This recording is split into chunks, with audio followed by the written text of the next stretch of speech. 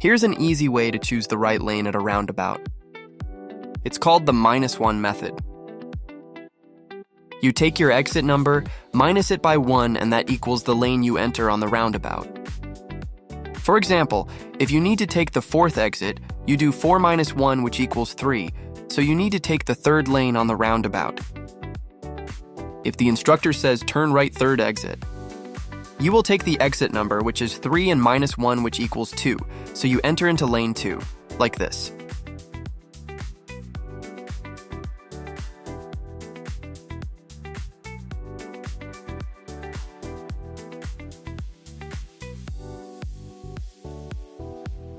This roundabout now has 5 exits.